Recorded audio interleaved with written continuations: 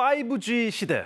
이제 더는 낯선 단어가 아닙니다. 5G 상용화 4년째인 올해 가입자가 2천만 명을 넘었는데요. 그런데 이 5G 주파수를 놓고 연초부터 통신 3사가 치열한 수싸움을 벌이고 있습니다.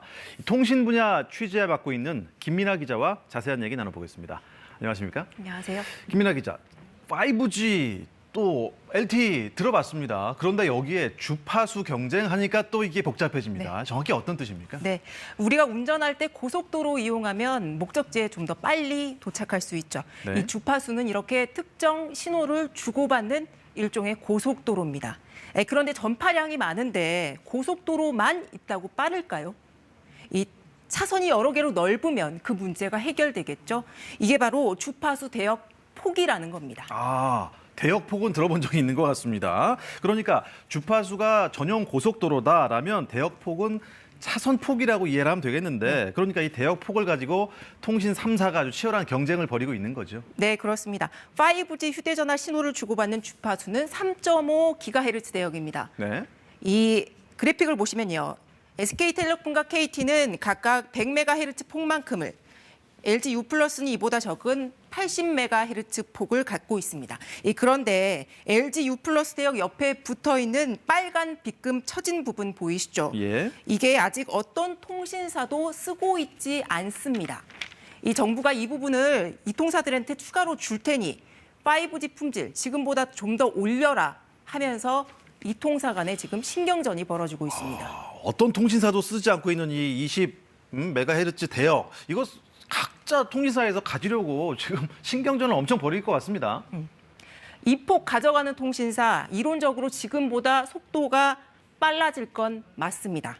LG U+는 현재 가장 적극적입니다. 공식적으로는 농어촌의 5G 공동망을 추진하기 위해 다른 두 통신사만큼의 대역폭이 필요하다는 입장입니다. 이 반면 SK텔레콤이나 KT는 정부가 추가로 주파수를 시장에 내놓는 것 자체가 공정하지 않다고 하고 있습니다. 이 위치상으로 볼 때 LG U+만이 유일하게 추가 투자 없이 주파수를 넓혀 쓸 수 있어서 특정 업체에게 유리한 대역폭이라는 겁니다. 이 각자 주장 사이에 통신사 간 경제를 좀 읽어볼 수 있는 대목입니다. 그런데 사실 농어촌 말씀하시니까요. 사실 농어촌 지역에서는 5G 터지는 경우가 거의 없거든요. 불모지라고 해도 과언이 아닌데 속도 높이려면 전국적으로 좀 5G 속도 같이 올려야 되는 거 아니겠습니까? 맞습니다. 농어촌 이제 이용자들 5G 요금제 내면서 실제로는 그 속도가 나오지 않아서 LTE 요금으로 휴대전화를 이용을 하고 있는데요. 이 통신사는 지난해부터 사업자별로 권역을 나눠 망을 구축한 뒤 이걸 3사가 같이 쓰겠다며 5G 공동망 이용 계획을 내놨습니다. 이 계획대로라면 LG U+ 망만 깔리는 읍면 지역의 경우 이 지역에 있는 SK텔레콤이나 KT 가입자는 이 속도가 느려질 수밖에 없습니다. 이 때문에 U+ 우리들이 주파수 가져가야 한다. 이렇게 주장하고 있습니다. 3사 주장이 다 다를 수 있는데 일단 중요한 것은요. 저도 5G를 쓰고 있는데 속도가 생각만큼 나오지 않고 있습니다. 이 전반적으로 좀 5G 문제 있는 거 아닙니까? 맞습니다. 전국적으로 봐도 5G 통화 품질 아직 많이 부족합니다. 5G가 상용화된 지 벌써 4년째인데요. 가입자가 2천만 명을 넘었지만 통신 3사의 5G 평균 속도는 아직 1GBps에 미치지 못합니다.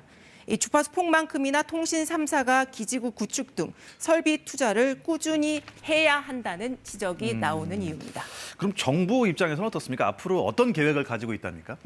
추가 할당을 두고 아직 통신사 간의 이견이 남아있기는 하지만 정부 예정대로 다음 달 주파수 경매 하겠다는 입장입니다. 이 통신 3사가 경매에 어떤 태도로 임할지 앞으로 좀 더 지켜봐야 할 부분입니다. 소비자 입장에서는 그냥 좀 빨라지면 좋을 것 같습니다. 네, 김민아 기자 잘 들었습니다. 고맙습니다.